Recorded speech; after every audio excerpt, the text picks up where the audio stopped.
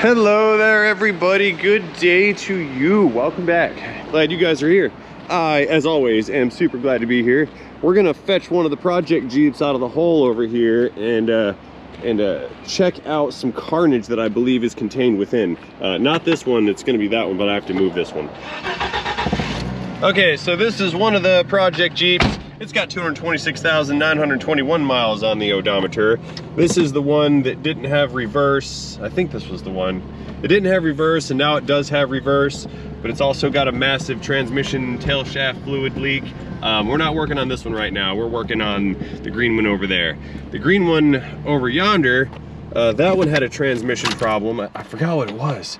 I think that one was like slamming into first gear or something like that. Anyway, that one, last time we had it into the shop, we pulled the transmission pan down, found that the fluid was absolutely destroyed, walked out. And we also found that after I test drove it, it did not have first gear.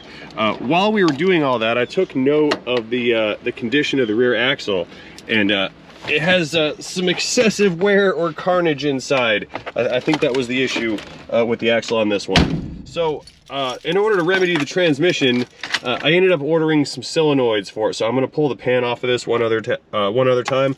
Not right now, because I don't have the parts, but I did want to go ahead and get this, get the rear axle inspected to see if this thing's even safe to drive, if I can get the thing to shift right. At 305,449.6 miles on this odometer. So we have over 500,000 miles of Jeep here. Stay together. Park and brake. Yeah, this one's only got like third gear or second gear, something like that. So I'm trying to piece these things together. I have infinite project Jeeps, millions of miles of Jeep. I'm just gonna swing this into the front stall right here, the small one, because that stall over there has another Jeep hanging out on it. That's the one with the loose steering gear. Waiting on parts on that one. So we're on hold, and I'm kind of done for the day, so I'm still, like I said earlier, I'm trying to tinker some of Troy's Jeeps together. So let's get this thing up on the rack, set up, we'll lift it up, and we're gonna pull that diff cover off. Yeah, no, this is the one with no reverse, okay. I don't even know. Powering down. I think if I can take both of the Jeeps and like meld them together, perhaps we can create one functional Jeep. I think that might be the plan at the end of this all. I really don't know. I actually have no plan for these Jeeps because they're almost unsavable. Like, I'm trying, but I don't know. I might just like buy Troy a new Jeep and then not have to worry about these Jeeps. But he likes these Jeeps, so it is what it is. It's a Jeep people thing. Nobody, especially me, understands. All right, so let's raise this up some. We'll set the rack on it, then raise it up some more, and we're gonna move around to this rear axle and see what kind of absolute destruction is contained within. Yeah, that looks good right there. How's that side? You doing okay? It's all right. All right, stay win, I'll raise it up. Oh, not yet. Not yet? Not yet. Okay, moving up. Contact, achieved. All right, let's recheck. That one's good, that one's good. Moving around to the other side. How's this one doing? That one's okay. That one's good over there. All right, we're good. Let's get this thing up in the air. We'll pull the diff cover off and just see how gnarly it is inside. All the way up. Black subscribe button. Just a reminder to remind you to consider subscribing to the channel in case you like this kind of content. It's an algorithm thing. All right, rolly chair in action. We've got the drain pan in action here. Let's get this business set up, pull that cover off, and check out the damage inside. Now, the reason I believe there's excessive wear or damage is the mesh inside of those spider gears, inside of that differential case, should be fairly tight, but watch this. If we move the wheel, that one has a lot of slack in it. Look at that. Look at all that play in there. There's a lot of play in this thing. Excessive. I think we can even hear it in there honking around. We can hear a lot of stuff going on in there. So we've got a series of, I think those are 13 mil bolts. We're gonna pop those guys off. drain the fluid out and just check out the extremely high level of nasty that I'm sure is occurring inside of that cover.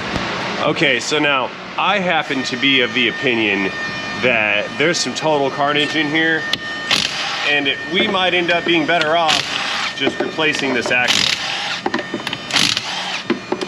But I don't know.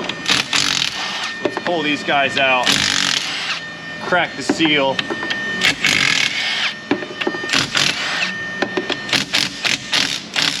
And see what's in there. Need some pry bar. All right, pry action. Let's just get behind this lip on the cover here. Ooh, sparkly. Yeah, I don't know. That's pretty nasty. Ugh.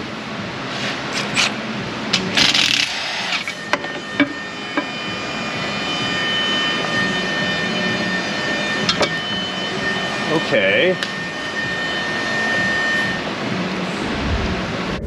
All right, we're gonna move on in here for the close-up. Now, on the left side, I'm moving the left side axle. See that over there?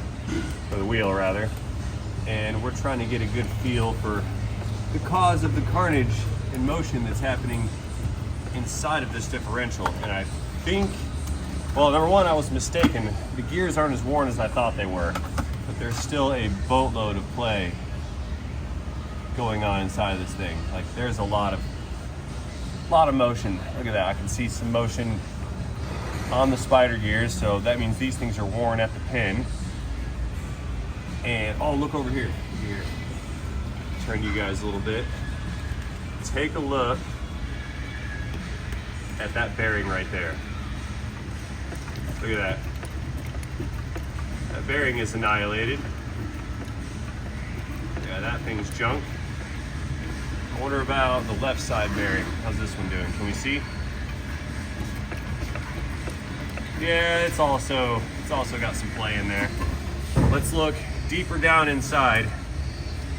I'm gonna try to move the drive shaft and we can check and see what kind of play is going on at that pinion gear right there, and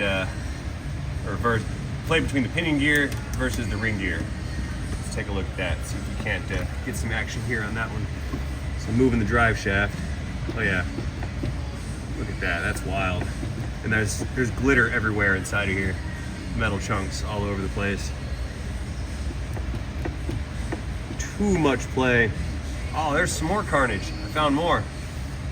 Way back. If you guys can't see, there's a big chunk missing out of that pinion gear, right? Come on, zoom. Focus. I'll zoom in more. There it is. Focus, please. There's that big old chunk.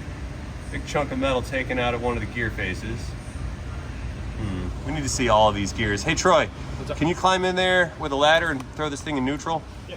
I want to be able to turn this whole assembly around and look at the other side. Yeah, I mean, it's not horrible. These actually look like they've been replaced before, these spider gears.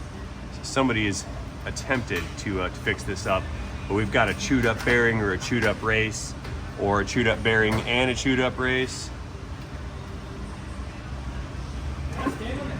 No, you can't, because it'll collapse under your weight. Yeah, we can see right here, it looks like the bearings are actually starting to dig in to the piece of the carrier right here. See that? Right in that area.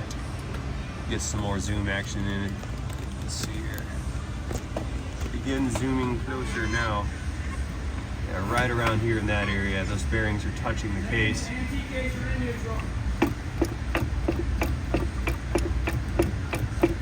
Yeah, that's bad.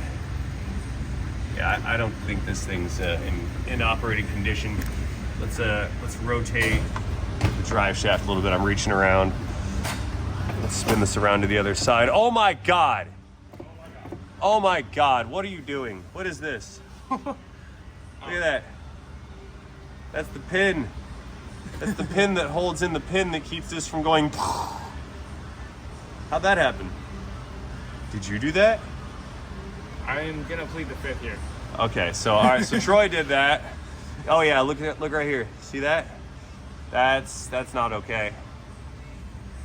This is all wear from where this pin has been flopping around. Did you put these spider gears in this? I did not know. Okay. Yep, found some of the looseness. Let's check the other side real quick. This was previous owner activity. Oh, okay. All right. I'll be mad at you if it's your fault. Yeah, we need to replace all this stuff. Is that okay? You guys see that? Yeah, the case is damaged. That's all wallered out. Oh, now I can get this out. It's loose enough where it comes apart. Let's wiggle it some more. Are we stripped? Will you grab a 8mm wrench from the wrench drawer? Oh yeah, there's a bunch of metal in here too hanging out. I want to see if this pin's damaged, which I'm sure it is. I'm surprised it didn't break off, to tell you the truth. It's not okay. Let's see if this is gonna come out. I don't think it's coming out. I think it's like, oh, here we go. Let's pull this thing out and see what it looks like. Come out. Oh, it's not even gonna come out. That's not all right. Is there a hammer nearby? I've got to hammer in or out the pieces that are holding all the pieces together. There, everything's a hammer. Ah! Not a chance. Okay. No, I did not. I did not got it.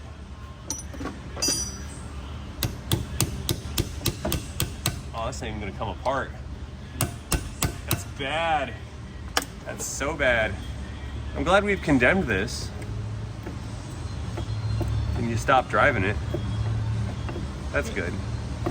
Yeah, so we're gonna need to put a carrier in this at the least. It's gonna need some side bearings, carrier bearings, and it's gonna need a pinion. That pinion gear is damaged. It probably needs pinion bearings because I'm sure that those are kind of sloppy. It's been swimming around in sparkle metal glitter for who knows how long.